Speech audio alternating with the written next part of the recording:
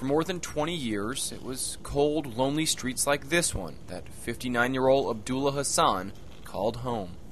Sleep wherever I could, walk the streets all night. The only reason those 22, 23 years of my life went the way they went is because of my experiences in Vietnam. Vietnam. It's a war that pulled Hassan from what he calls a leave-it-to-beaver childhood, growing up in Chicago as an athlete who shunned profanity, drugs, and alcohol. Hassan says he signed up for the military because he liked the uniforms, because friends were doing it and he didn't know any better. He'd never heard of Vietnam, but soon found himself in the middle of a war. We got off the plane. I felt just so strange right away. It was so hot that you could see the heat. And I looked out into the moonless sky, and I saw a sea of red. Sergeant saw that I was very shaken, and I was.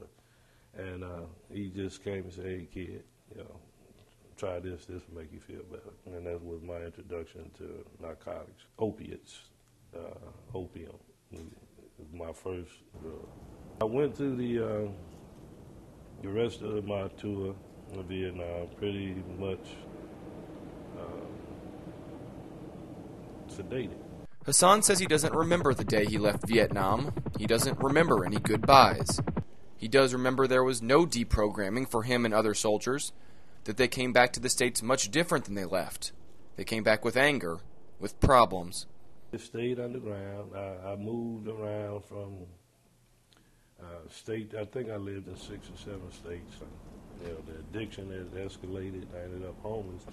The opium, which I couldn't get, became heroin. You become invisible for all practical purposes because for a period of my life, I didn't even exist.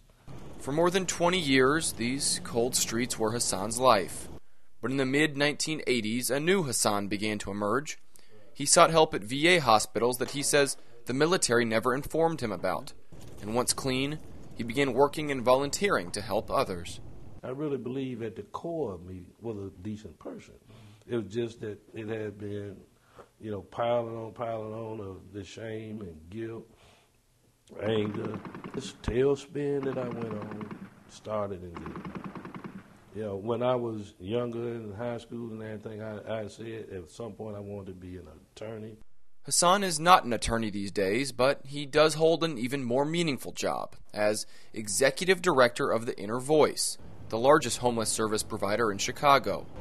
He's worked his way up from the streets to a job serving others with stories not that different than his own.